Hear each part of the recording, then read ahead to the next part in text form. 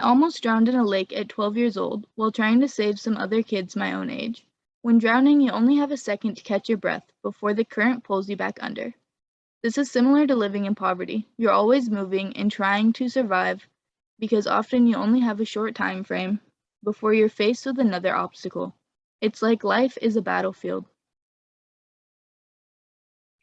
It was easier for me to avoid my reflection altogether rather than have an existential crisis over how I looked every morning before school. My mom always told me the bags under my eyes could hold elephants. The other reason self-reflection is harder for those involved in cycles of poverty and other cycles of oppression is because of internalization and trauma from systems of oppression. It leaves many people having to struggle and deal with their problems alone, isolated from dominant society, and without proper resources to support healing. Individual healing would be so much easier and effective with minimization of structural oppression and increased awareness and support services. One of the leading perpetrators of trauma for marginalized groups is intergenerational trauma. Trauma is created when a devastating moment is frozen in time. That surge of adrenaline and chemical that was not discharged or let out stays within us, creating havoc. It acts as an internal straitjacket and interferes with our natural ability to heal by blocking our reactions to the event. Intergenerational trauma is a complex trauma resulting from historic and structural oppression experienced by a population or group over time. The effects of complex trauma events can create lasting effects beyond an individual and wounds entire communities. Since intergenerational trauma happens across time and space, the effects can be quite varying and influence just about every aspect of life, including physical, behavioral, psychological, genetic, familial, economic, cultural, and spiritual effects. Many of the effects of intergenerational trauma are structuralized by the dominant discourse and hegemonic cultural norms rooted in bias. They are then perpetuated by the institutionalization and cultural combination of these traumas. Therefore, it is important to recognize that the healing of intergenerational trauma at the individual level must include family, community, and nation. How does this relate to homelessness?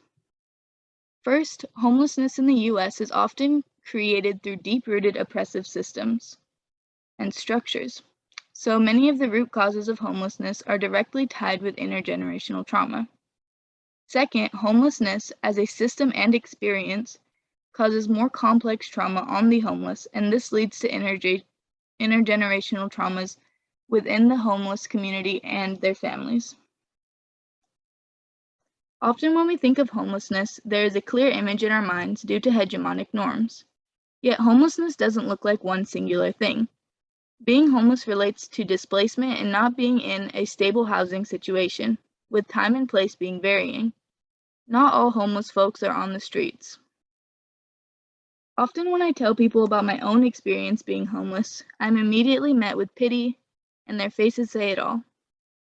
Actually, though, I've never spent a night outside on the streets. I've slept in many other situations, such as couches, air mattresses, floors, car seats, and lounge chairs. I did not have stable housing at these times in the pictures, but I wasn't literally roughing it out on the streets. Do you think I looked homeless? Do you think I look homeless to you now? It's important to understand homelessness as much more complex phenomenon than an immediate individual experience. There are multiple scales of homelessness where the scope of sociocultural change varies widely with various ranges of pace and acceleration. Homeless individuals have varying stories, identities, and experiences. There are many different ways of being homeless and reasons leading to homelessness. Yet most of these reasons and events of homelessness are deeply embedded with intergenerational trauma. Social and material exclusion, breakdowns in family and community, detachment from cultural identity, intergenerational trauma, and institutionalization are all woven throughout the personal narratives of homelessness. A patient in a 2013 clinical psychology study surrounding intergenerational trauma speaks on his own narrative of life, explaining, Abandonment and homelessness are the consequence of being different from others or falling short of their expectations of sameness with them. The analyst Dr. Doris Brothers concludes, as we continue to come to terms with the devastating meanings of traumatic exile in our own lives and in those of our ancestors, it is possible to experience a loosening of the trauma-generated certainties that have gripped our lives through healing. Intergenerational trauma experienced by homeless individuals have many consequences. Some of these consequences show their resilience and adaptability in the face of such harsh adversities, such as community building despite dislocation and lack of a physical community, actions being put in place to potentially lower disparities and prevent further injustice, increased trauma-informed care, training by social service workers, and an increasing awareness of these issues and resulting traumas. It can be extremely overwhelming to be aware of all the injustice and violence in the world.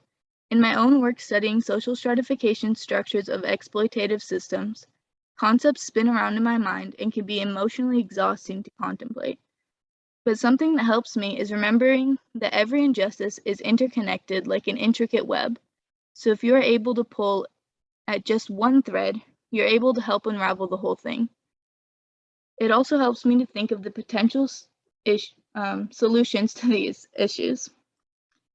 The potential solutions for healing intergenerational trauma within homeless communities include individual and group therapy, trauma-informed care, cultural framework within institutions and service providers, and trauma-informed social policy.